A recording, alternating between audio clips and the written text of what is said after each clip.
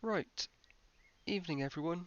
Uh, Good evening, Head Chime Gaming. Nice to hear from you. I am here with a very special guest this evening. This is Aaron McCall. He is a longtime friend of mine and a lovely chap with a background in psychology from King's and UC Irvine, I think, as well. Yep, that's Um, correct. cool. And I've remembered correctly. Uh, and he's currently working in democratic politics in California. So tell us, Aaron, what are you working on at the moment? What's your passion in life Yeah. right now? Yeah. So, one of the things that's really interesting to me is that, like, because my background is in psychology and science, I really had no plans on being in politics at all. I kind of felt like politics were for, those debate cup kids and the pre-law kids who like to fight with each other. And then that's when I realized, especially with the election of Donald Trump in 2016, that not only is it an all hands on deck situation because he's a top threat, but that because there are so few scientists in the room and there are so few people with that science background who are making the decisions, um, lives are at risk, at the end of the day. And, research is at risk and all the rest of that. So I thought that it was really important to get involved. Right now, we just finished our primary election. So in America, what you do is you have a primary and then the general election. So the primary is throughout the year, really. It starts every 4 years and then it goes on, and then people vote for like who they want. That's like the Street Fighter mode where you go choose your fighter.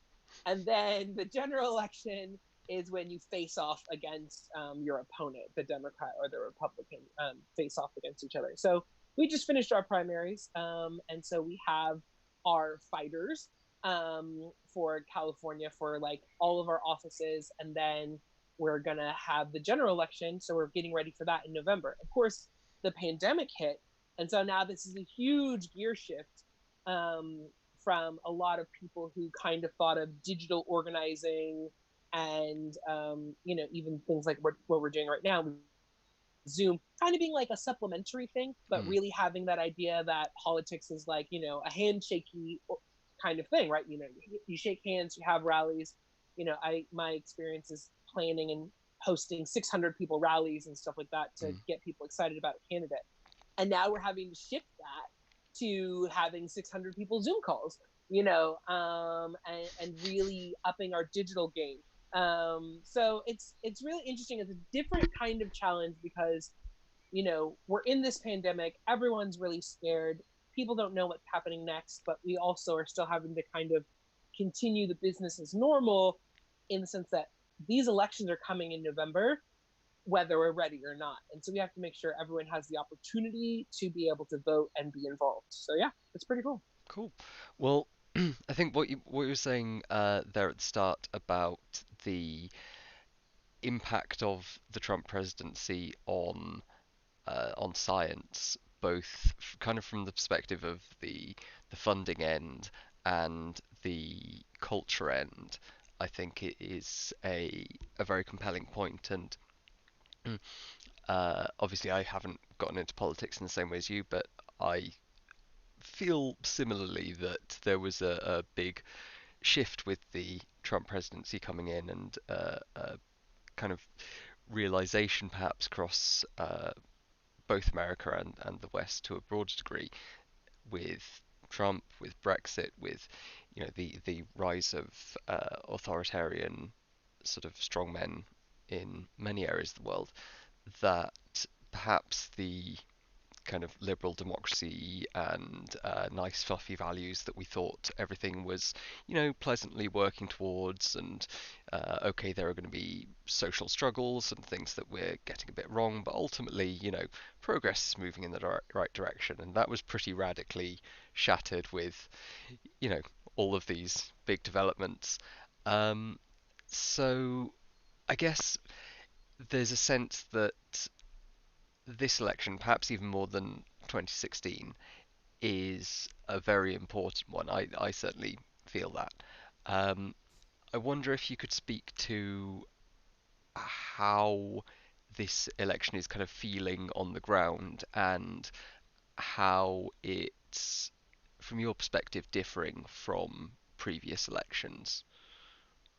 Yeah, I think one of the things that is interesting. So when I work in coalition work with older people from different generations, they really talk about how they miss the days of bipartisanship. And so, like, for a lot of us, we never really saw those days. Like, so myself particularly, Obama was like the first president of my adult life, Mm, and he faced opposition based off of the color of his skin, just because he just was a black president, right? yeah. And so people were just like, nope, I don't want anything to do with you, even if he was moving the country in a direction that was probably for everyone's benefit.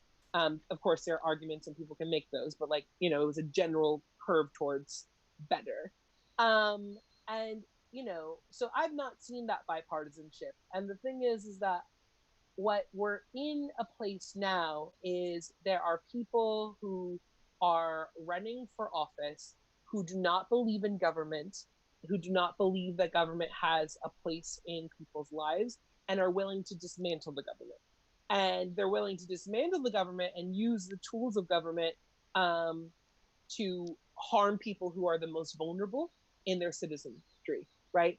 And so that's why this election matters so much, is because we're going to be making a choice whether or not we're going to continue the kind of cronyism and the just, bad at your jobness. I don't know how else to put it. Being bad at your job that the Trump administration has shown. This isn't about political ideology. This is about the fact that, we're in a international pandemic right now, and Donald Trump took apart the pandemic response team in 2017 because he felt that it wasn't necessary. He cut funding to the Centers for Disease Control by, over $60 million. Like, he's bad at his job, and he puts people in charge who are also bad at their job. And then when we elect right now Republicans, they back him up, right? Do you get what I'm Mm. saying? They're like, oh, yep, I know that he's bad at his job, and he's definitely a racist, and he's definitely trying to do white supremacist stuff. But, hey, he's going to give me tax cuts that I want, so I'm going to defend him.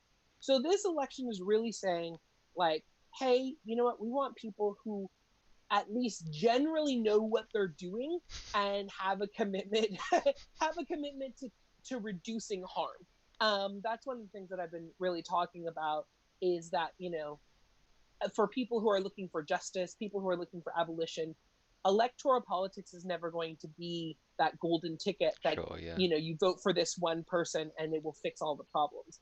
When we're taking in 2020, it's about harm reduction.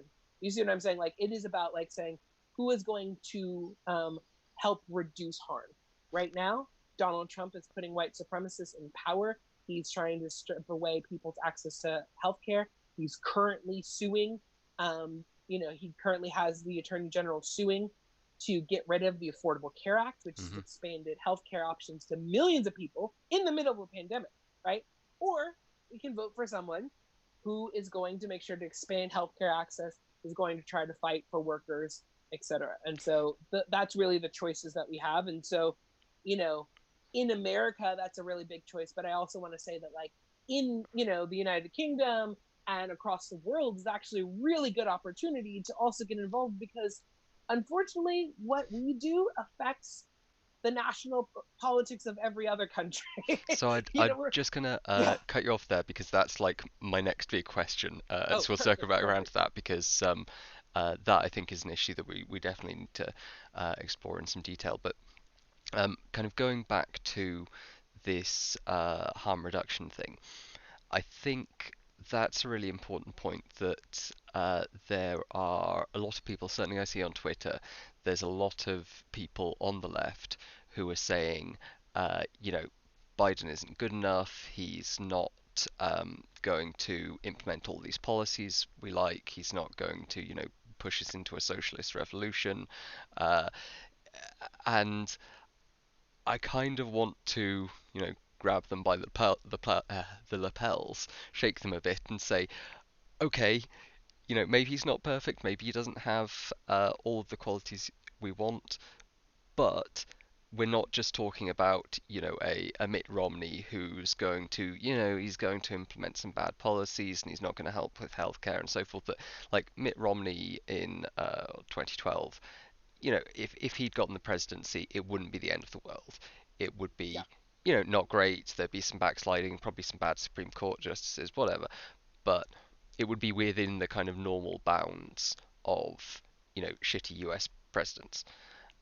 yeah, Whereas Trump is a uh, qualitatively different animal. It's not just a case of, you know, a bit of cronyism, a bit of, promising fiscal responsibility and giving silly tax cuts. Like the tax cut that Trump did was probably within the boundary of really stupid, you know, Republican kind of stuff. Uh, but not it's only all was of it the really other stuff. stupid, yeah, yeah, but not only was it Mm, really stupid, but actually it really shows the different Americans are actually really used to their presidents walking in partisan, you know what I'm saying, mm, because they're Republican or Democrat, but kind of walking out really centrist. yeah, And the yeah, office really kind of changes them where they're like, oh, actually, I'm the president of the entire country, which, kind of irritates their base because even some of the more Republican yeah. ones, like, Ronald Reagan, go, oh, actually, we do need to have an amnesty thing. We do actually need to raise taxes. Ronald Reagan was a super Republican, but he Mm, raised taxes because he realized the government needed money in order to function, right? sure, Like sure. very centrist ideologies. Donald Trump doesn't have that kind of responsibility mode where Mm, he's like, oh, actually, I need to be responsible for the whole country.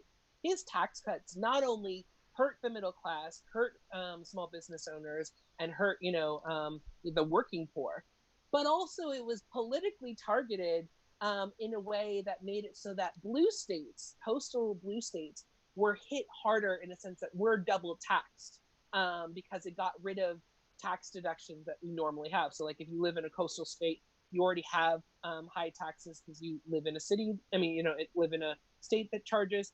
So you get kind of like tax cuts for federal taxes. right. And he cut those. So, like, blue states were actually even targeted that way. He's extremely partisan in the sense that, it's not about Republican ideas, it's about him winning, Well, we saw that which is really disgusting. in his inaugural speech. The Yeah, exactly that. Past presidents tend towards a, okay, I've beaten my opponent, but he was a very reasonable guy, and now I'm going to, bring together and heal the country, and unity, unity, blah blah blah. But Trump didn't even, posture with that right out the gate. It was yeah, a, you know, I'm going to be the big brash man. The change is going to be brilliant. You'll never have seen it, and just straight into lying on the yeah, first day, yeah. On the very first day, yeah. literally And about he's the setting crowd size. precedent. Yeah. And so he's setting precedent. Number one, first off, he's cutting out all of the different government appointed positions that are still they remain unfilled. And what he's doing is either he has them completely empty or he's filling them with acting members.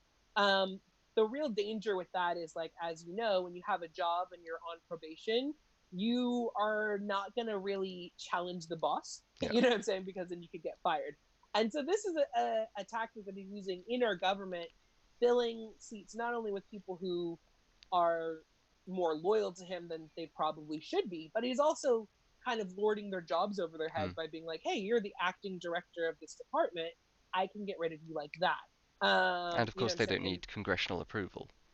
exactly, exactly. And so he is fundamentally dismantling our democracy at every single turn, which will have effects on us for generations to come, especially if he is able to win and continue this outrage for another 4 years or beyond. If I can, I wanted to jump back to like, hey, Biden's not the perfect choice. Yeah, Why would please I do. choose him? Like, yeah, yeah. So with that, I think there's two things. The first thing is that the way how American elections work is you have two chances to vote, right? So the first chance to vote is the primary, and that's when anyone can run. And what you do is you go out and vote for the person who you like the most. Yeah. Unfortunately, everyone kind of treats politics a little bit like horse racing, and they go like, "Oh, I'm gonna vote for the person who I think is gonna win," Mm. which then tends to give us more moderate people because everyone's doing game theory in their head. They're like, "Oh, I think my neighbor will vote for this person," instead of voting for who they like, and it kind of messes it up. Yeah. But the thing is that especially for progressives, I say in primary season, run for office or find someone who you believe in and work super hard for them. That's not just, wearing their merch, but that's also, making sure to like canvas, volunteer for them, donating to them, making sure that they are able to win that primary. We've seen really great progressives that people celebrate, like Alexandria Ocasio Cortez, Ayanna Pressley, and even, my congressman, Harley Ruda, they were the underdogs in their races. And because people went out and worked for them Oh. and really pushed it, they were able to win. And that's how you get someone who you really, really like. What happens then is when you're at the general, you don't have it's a basketball game or a football game. There's a red jersey team and there's a blue jersey team, and no matter how much you want to like wear a gray jersey or not participate, that game's going to go on and it has like effects.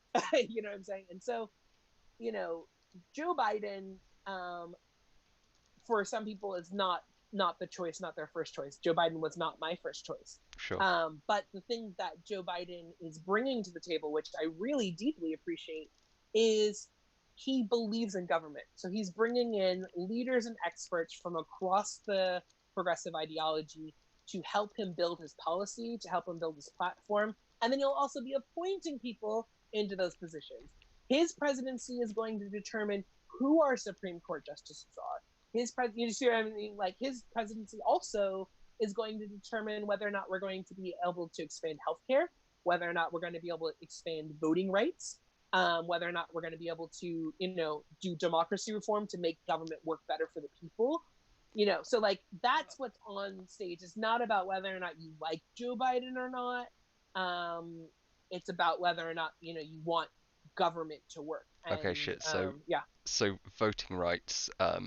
We can go off on a whole big tangent here because for people who aren't in the States, hell, for people yeah, who are in the States, um, can you speak for just a few minutes about how fucked the situation is with I mean it is both parties have been kind of fucking with the US electoral system for quite a while, and it's impossible yep, to pretend it's purely a Republican thing, but it's mostly a yeah. Republican thing, like at this stage.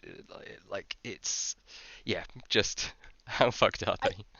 Yeah, I guess I would like say that like basically it's kind of like if you're playing a game and someone's cheating and like Mm. everyone's cheating, you know what I mean?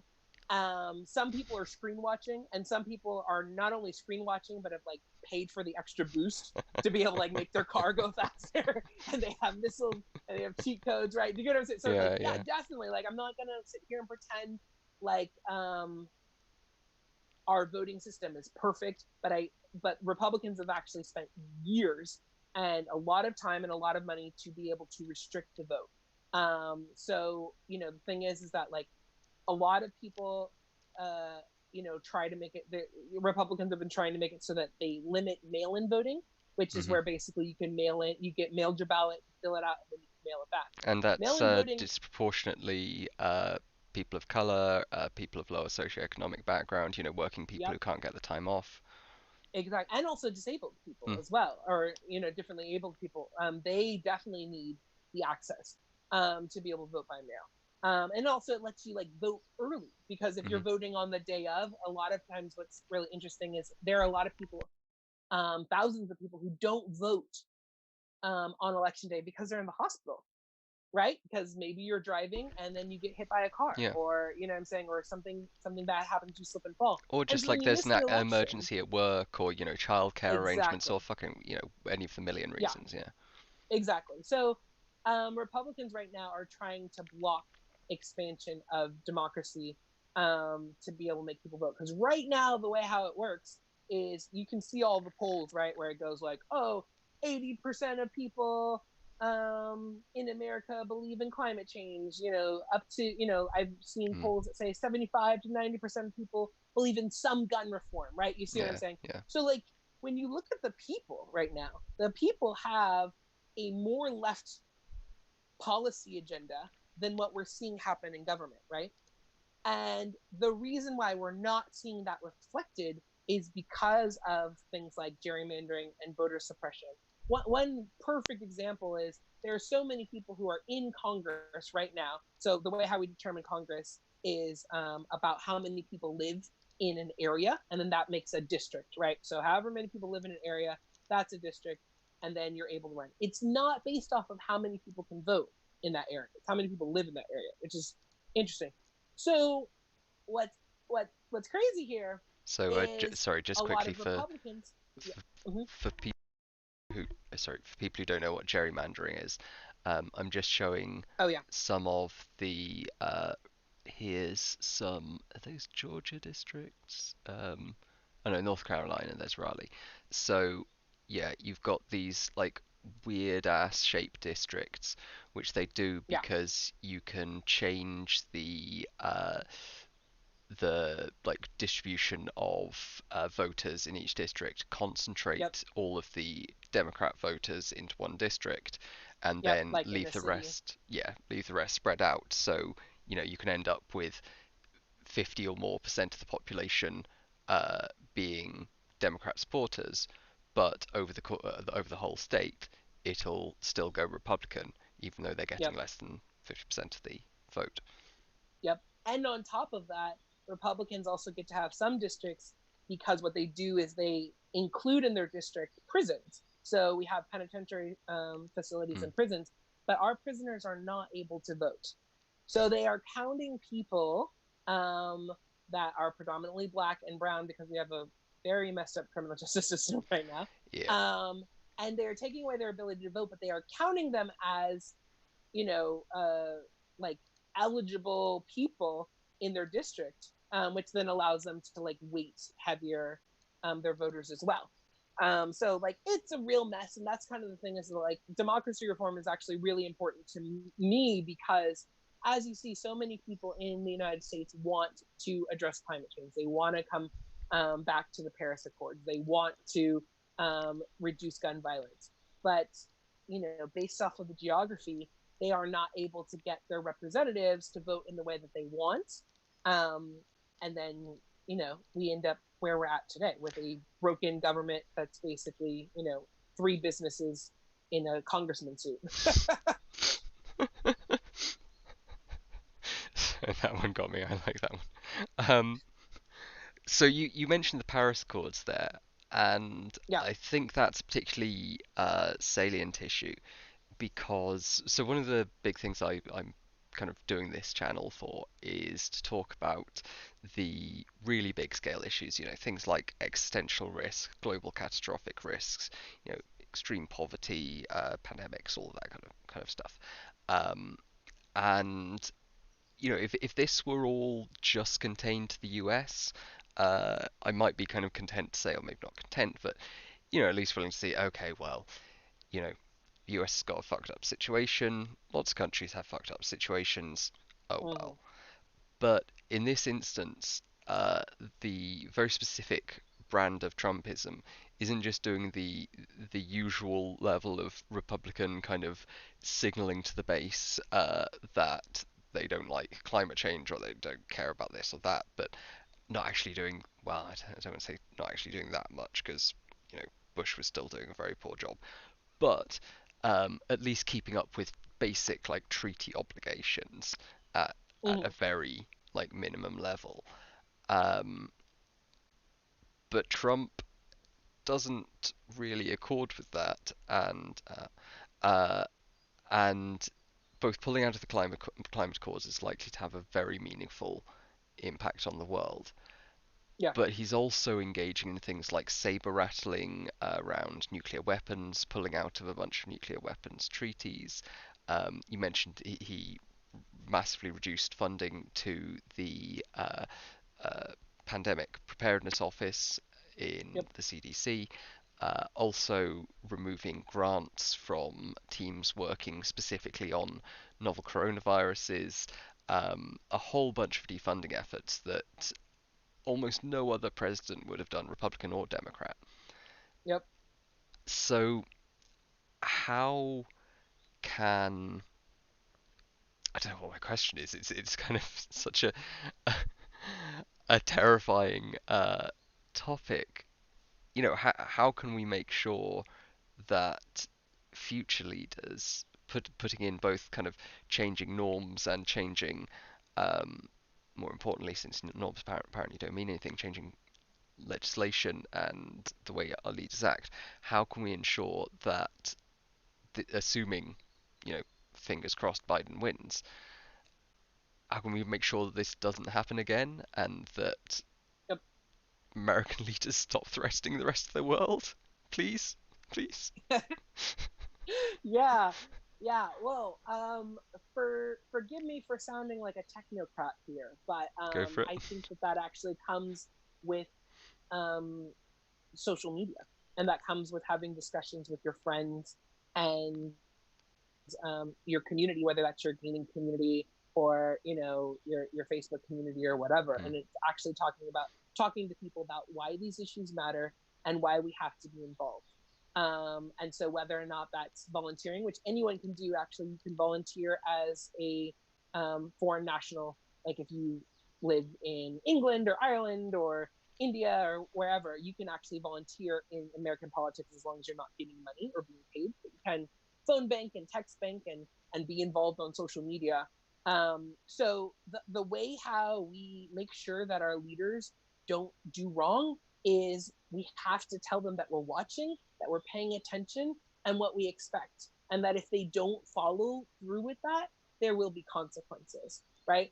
The reason why Donald Trump has been able to go so long is because there have not been consequences mm, towards his actions.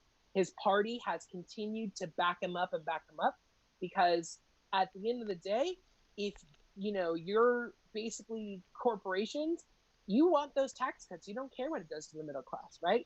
You want to make sure that you're making more money and you have more freedoms to do what you need with less regulation. That's what he's promising, and that's what he's delivering, right? At the cost of the world and the planet. Um, but people are not challenging him, especially within his own party. And so it's absolutely necessary to make sure that, like, if we don't like something, and we're scared and we think something needs to be done, we take to social media and we say what matters. We tell our stories, and we have those tough conversations. I think that we've lost the art of talking to our friends, and which is why I'm glad that we're having this. mm. You can disagree with your friend. It doesn't have to be the end of the world. Oh, You you see and what I I'm have saying? But like, disagreed hundreds of times. oh yeah, I mean, just on zombie preparedness alone. Oh, dude. Cannibalism is the way forward. I shouldn't go down there. Yeah, exactly. No, but like the thing is that it's great because um, having these conversations, we can normalize um, disagreement and explaining ourselves. And then when really big important issues come up, like the Paris Climate Agreement, which affects us all, we Mm, can actually have that trust and rapport with our friends, families, and neighbors, and say like, "Hey, actually, I really need you to do something." And a lot of times people are not as in tune to politics like as you are, and so if they have had those conversations with you and they trust you and like you, they might actually take action that they would not normally do, to help make our world a better place. So it's definitely about relationships. It's definitely about using social media. It's definitely about volunteering and getting involved in any way that you can. I think That's what's going to happen. the social media points, I think, is particularly important given that we are increasingly in a world where our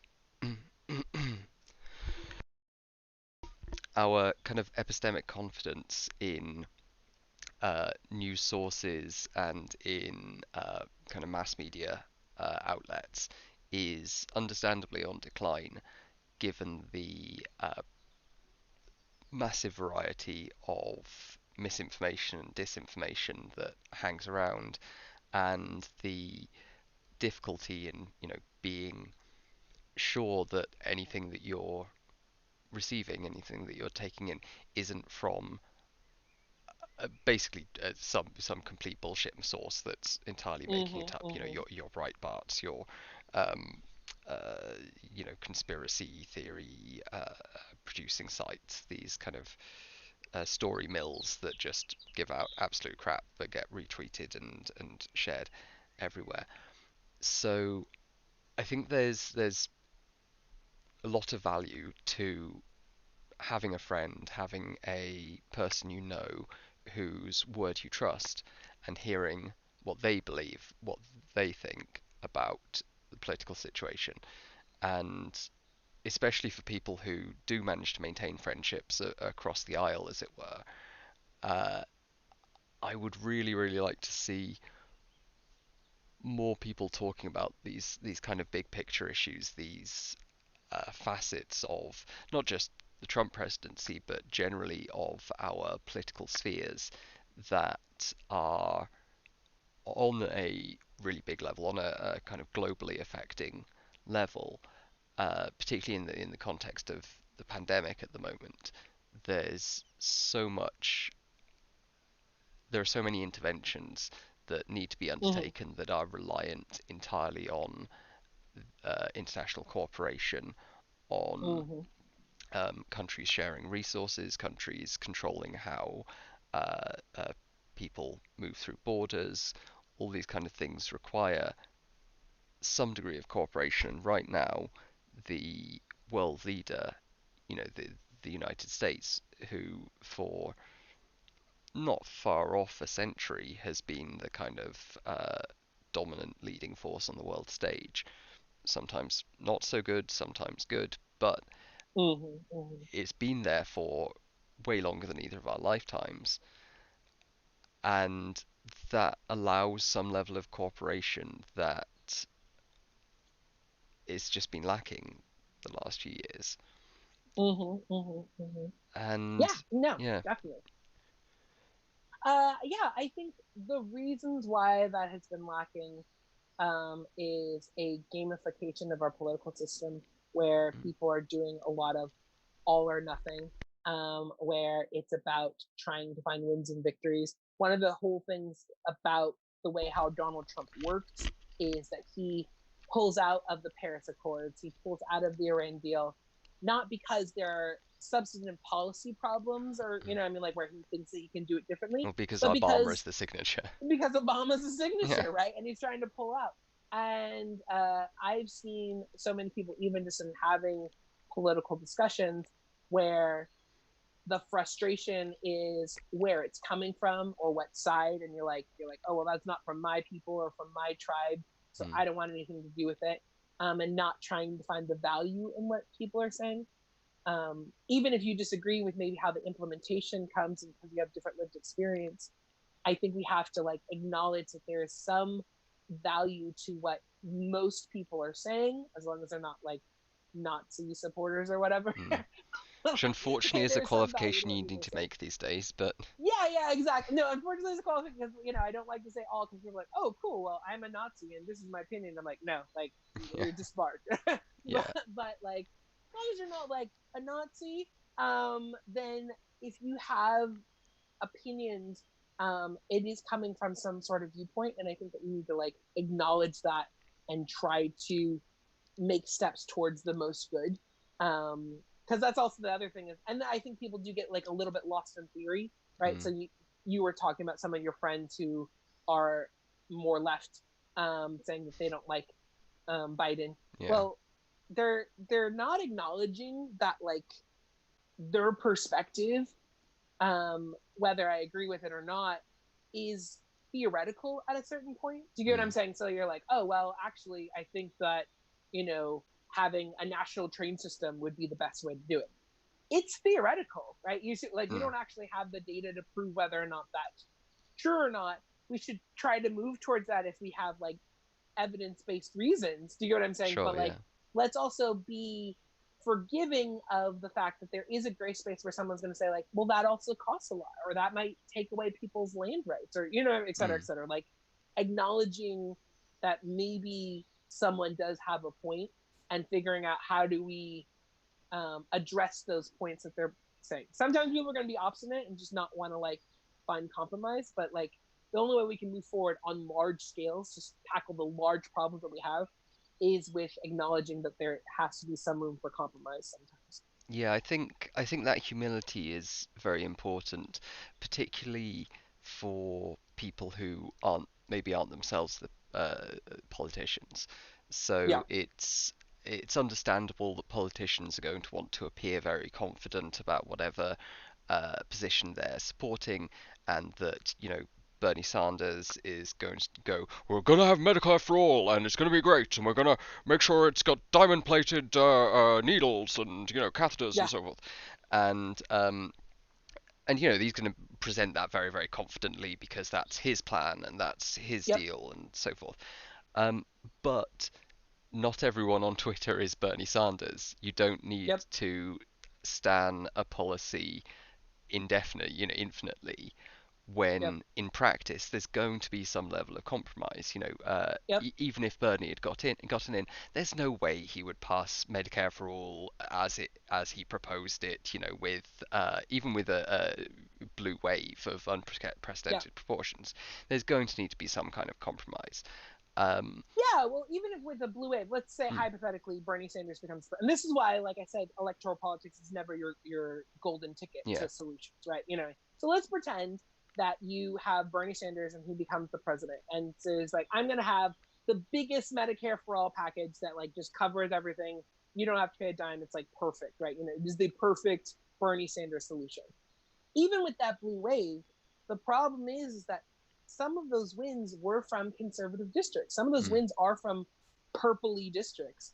So those elected officials are going to want to acknowledge the fears and concerns of the people who they're representing, right? sure, Some of the people who might even be more left might have deep concerns about the way how a universal healthcare system with only one option works for people who are being mistreated in that healthcare system, right? So like women are typically ignored when they go to the doctors and come with issues, right? Especially if there are different marginalized identities.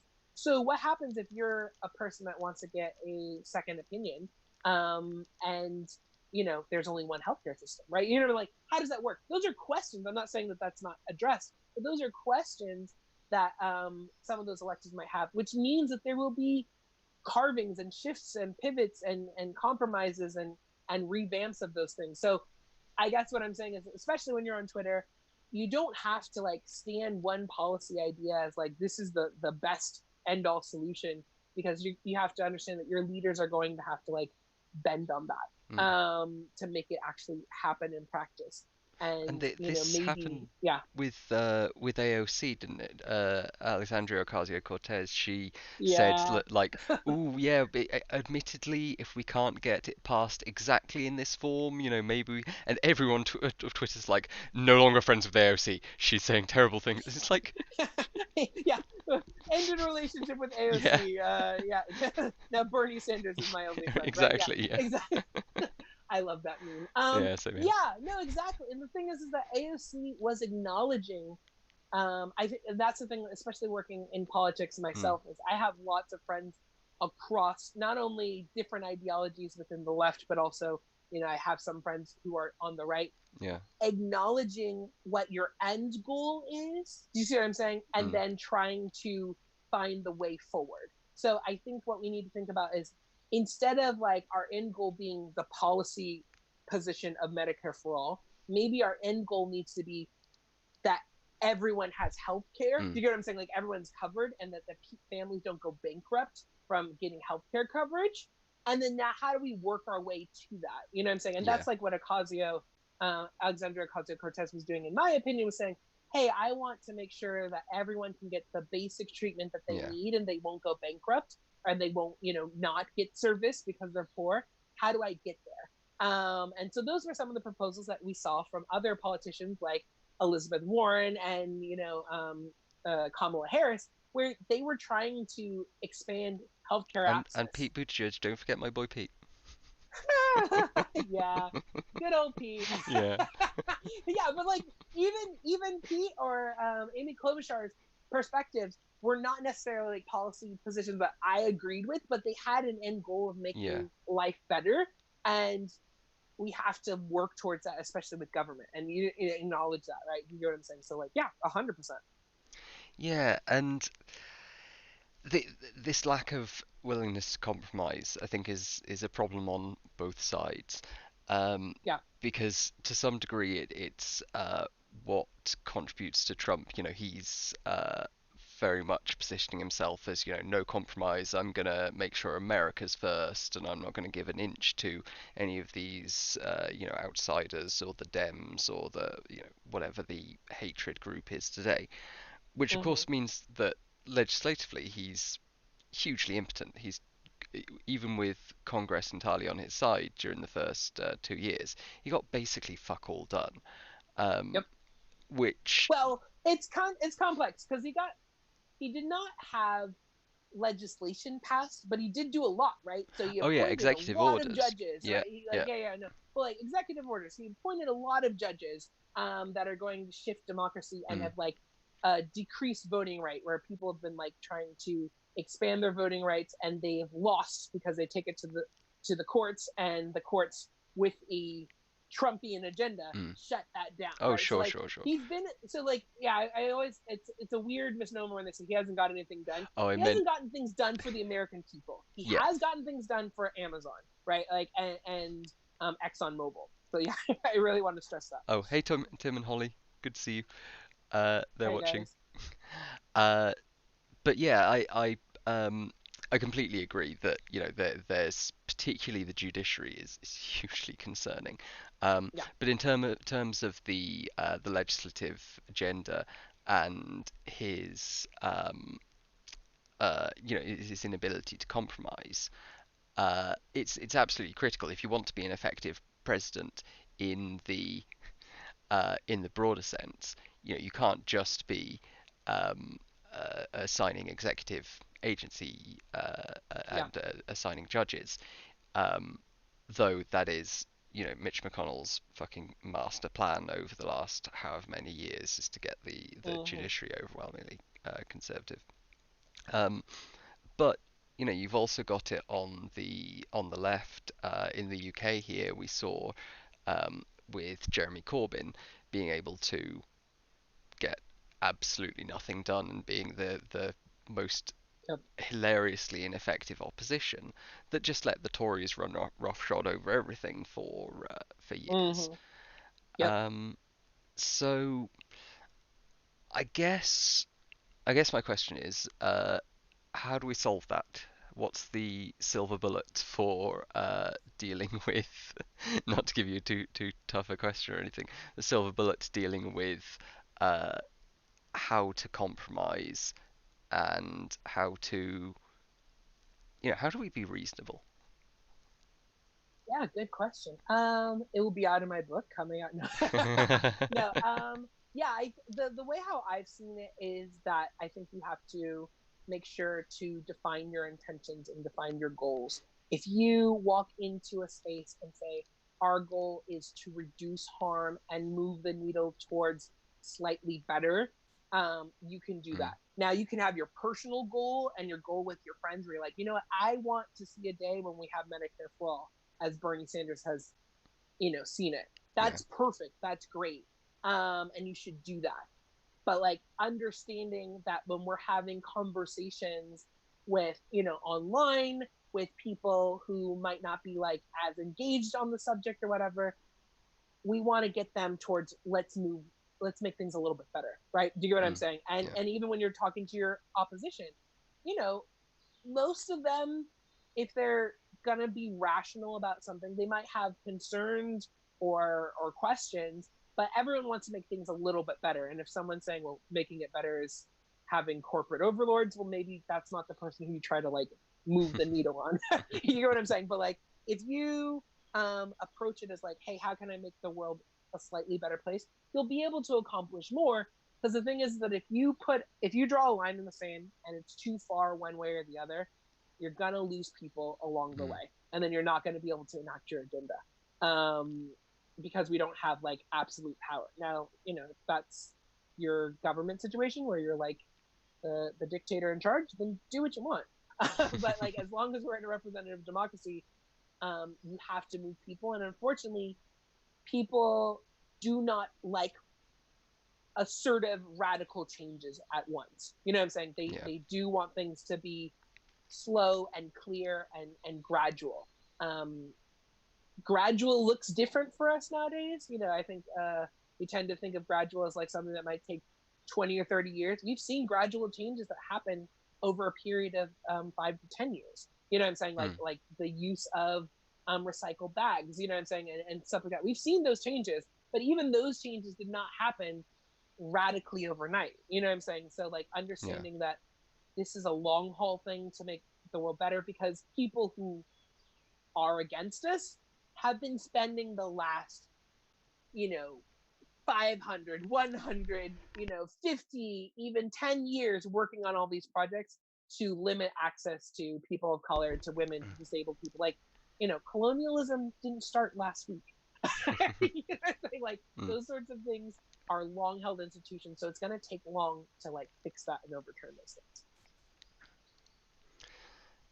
So I guess what I'd like to ask is how do we make sure that Trump loses? So from here, obviously I don't want to give the impression that it's just Trump that is causing this huge fucked up political situation, because as much as anything he's a symptom of a bunch of rather unpleasant desires and beliefs running through the American sort of collective psyche. Um, but he is the most pressing, immediate, sort of soluble problem, Yep. and he is the kind of the topic of this discussion. Yep. So you've touched a little bit on sort of the general strategies and a little bit on what international people can do, which I'd like to focus on a little bit more in a moment. Yep. But for now, if you're in the US, what can you do to Yeah. make sure Trump loses? So I'm going to say, because like what I'm going to do is I'm going to say the things that only US people can do. Mm, And then like what we'll do is then we'll talk about like things that people around the world can do. yeah. You and the US can also do those things as well, if that kind of makes sense, right? So things that exclusively American people can do: please donate money to Joe Biden and to the Democratic Party and to your local Democratic electeds. Especially because, like, let's pretend like Trump loses, but like we lose House or Senate seats, then like we can't actually make any of the even the small gradual changes that we need to do, because the Republicans are able to hold that. Yeah. So please donate money. Like that's a really big thing. Even literally, if it's $10, it actually does make a difference. And tell your friends and family to donate, because like that money goes to not only like digital ads and commercials, but it also goes to like paying for people to do field work, and that's basically to go knock on doors and to talk to people. And so that would be my other thing is like if you're in the United States, volunteer to do field work. It is so like what like right now there was just an election, um, literally yesterday in California for Christy Smith. She was running for Congress, and the ways how people could help was by calling voters on the phone. Like literally, they call cell phones and landlines and say, "Hey, have you turned in your ballot today? Are you going to vote for Christy Smith?" And when we're not in pandemic times, which will be interesting to see what happens in November, going door to door, knocking on doors and saying like, "Hey, have you voted? I'll take your ballot for you. Like if you filled it out, I'll take it into the post office." That kind of stuff. So like actually getting on the ground, talking to people is so important. And if you can't get on the ground and talk to people, please give money. One thing that I always tell people is like, if your friend asks you to go to an event and you can't make it, donate $5 because you can't go, like because it really actually does help make sure all those things can happen. Yeah. Now, if you are international, um, you can actually still volunteer. So you can go to the websites like joebiden.com and sign up to do phone banking, sign up to do So text I didn't banking, know this those that sorts you of could things. do phone banking internationally. That's Yep. really I interesting. actually, while I was at King's, I phone banked for Bernie Sanders. um, during the primary of 2016 because I wanted to support Bernie Sanders, and so I phone banked from my apartment in London in Elephant Castle, and was calling voters. Interesting to do because it was like late at night and it was morning time for them. But like, hey, I got out the vote and got people to vote for Bernie. So like that is a thing that you can actually do even if you're not a citizen, as long as you are not getting paid in any sort of way, no money is like changing Mm. hands, you can do it. And so please definitely do that. But also, what you can do is literally use your platforms, use your relationships to talk to people. So talk about why the Paris Accord matters and why climate change matters to you on Twitter, on Instagram, and ask your friends to take action. One thing that I've seen a lot of people do, like celebrities do it, but also, I think we can start doing it as people, is if there's an election going on that someone who you trust has said, hey, this is the person to vote for, say it on your social media and say, hey, you know what? Vote for this person on this election. It's a really big deal. Here are ways to volunteer. Because you'll be surprised at where your followers are from. Mm. And you'll be surprised at where your followers might have connections. So maybe all your friends are from London, right? And so you're like, I do not know anyone who's not from London. Well, I'm willing to bet you that all of those London friends, someone has a roommate, a partner, a coworker or something that actually is somehow connected to the United States and Yeah. connected to this election. So really using that power of social network to say why this is important and how they can take action. So we've got a comment here from Neon Golden. Never knew this. Phone banking may be especially important if COVID-19 does affect normal on-the-ground activity. I think that's Yes, absolutely true. it's absolutely true. It's absolutely true because the thing is that also here's the other thing. Polls, we're trying to figure out whether or not there will be polling places, what the polling places will look like, how Mm. that will go. People need to be told early that they might have to stay in the line longer. They Yeah. need to be told early that, hey, you know what, there are more opportunities to vote earlier because some states will be implementing early voting. Yeah. And then also, hey, calling people and saying, hey, you might have gotten your ballot mailed to you. Please mail it in. Mm. Because there's so much going on. There's so much stress and anxiety. For a lot of people, voting might not be at the top of their concern list, right? Because they're like, Yeah. I don't know what I'm going to do about rent. And so, but if they get that nudge, that can really make the difference. Yeah, I've seen some interesting, I can't cite them off the top of my head or anything, but interesting economic analysis of voting that indicates that even if you're fairly uncertain in the difference between the two candidates, even if you think it's a relatively marginal difference, the expected economic value just to you, let alone to the rest of the country, from your vote is actually surprisingly high, despite the fact that the chance of any one vote having the decisive impact is low. The sheer scale of the country is, of any like large industrialized country, is so great that even with a fairly small margin, you should expect a pretty large return, economic return on your vote. Yeah. With And this I always election, vote. I think, It has a huge yeah, impact, right? It has a huge impact not only on your life, but on everyone across the world. But yeah, also one thing that I always say, like, because some people are motivated a little bit more by spite, let's just be honest, they're motivated by spite. Millionaires and billionaires spend millions and billions of dollars to suppress the vote, to make sure that people like me and like you do not go out and vote. They mm, want to make sure that young people don't vote. They want to make sure that young people don't take part in politics because they want to make their profit and they don't care what happens 20, 30 years down the line. That is not their problem, right? They're caring about their quarterly returns. So they spend lots of money. So for me, mm. I'm like, you know what? I want you to waste your money because I'm a vote. Like no matter what money you spent, I'm going to vote and I'm gonna like make a new outcome. So like yeah, it's like extremely important. Except for George Soros, who of course funds this stream with secret Soros bucks, and no, I'm kidding, kidding. Yeah, No George Soros yeah, no, bucks no, here. no, no, George. Yeah, no, that is the thing is that, like I think people kind of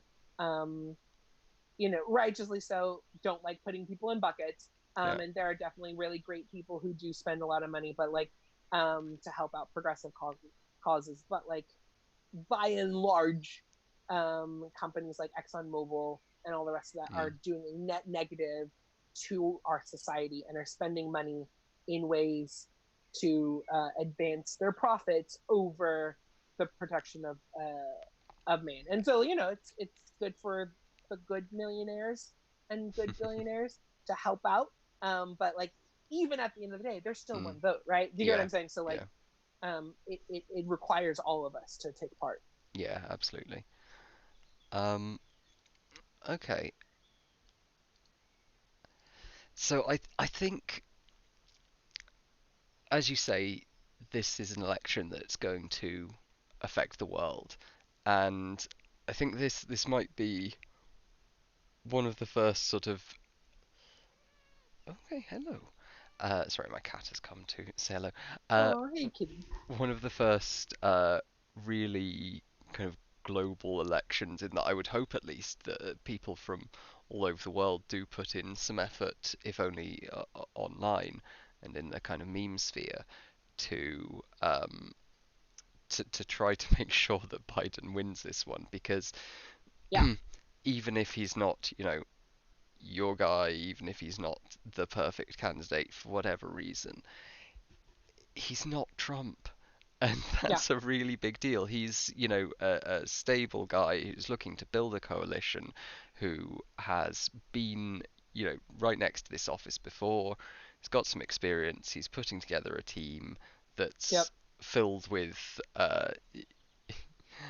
filled with people from across the political aisle. I mean, he's got some uh, very kind of moderate people on there. He's got a lot of very, very progressive people on there.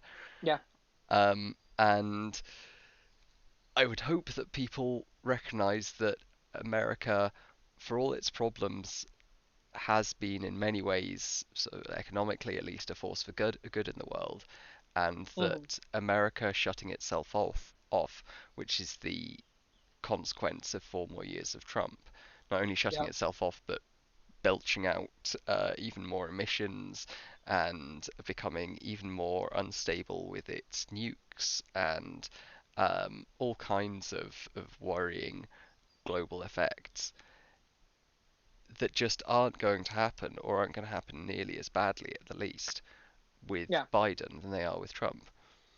It's also unfortunately going to create a power vacuum, which I think we don't talk about Mm, enough, in the sense that as the United States and the United Kingdom have stepped down, um, mm. Putin has stepped up, right, and And Xi causing more Jinping. discord across the board. Yeah, exactly. They have stepped up, and uh, those leaders do not share the values of moving us towards progress, right? You see what I mean? Those leaders do not. Yeah. Um, and so we have to also keep that in mind, that this is also what's at stake. It's a very global situation, so everyone can take part, whether or not they join the meme army or they start phone banking. You know what I mean? But like we all can do our part, even if it's any little bit helps tremendously. And I think this is the thing. You've had Republicans shouting for decades now about how scary and terrifying, China and Russia are, and in many ways, they had a point, and they have had a point, that Yeah, these are countries with leaderships that are hostile to Western values, at least the good parts of Western values, and if we collectively abdicate power in the West, the UK, the US, um, if these groups wane in power, it's not going to be some glorious, happy kind of democratic socialist utopia in power in the world. It's going to be authoritarian China and kleptocratic Russia yeah. taking Mm-hmm, over mm-hmm, the mm-hmm. spheres where the US has abdicated. Mm-hmm, mm-hmm, mm-hmm. Yeah, And that's basically that. yeah, and we probably don't want that. So I guess wherever you are across the political spectrum, unless you are absolutely mad, you should be at very least hopeful that Trump is not going to be his time. Yeah, Um, but only if we do our part. Like, I'm Yeah. not joking. I'm really like I'm not joking. Like, coronavirus is actually really scary Mm. because, you know, Biden voters are more likely to be scared and not go out and vote Yeah. if they have to stand in line at a polling place, right? Like, that is a thing. Whereas Trump voters do not care, and they will get sick and maybe die, but they will go out and do that. Yeah. So, like, if we don't call, donate, you know, change, like, amplify digital messaging, uh, this one can hurt if we don't do those Yeah. things. So literally wherever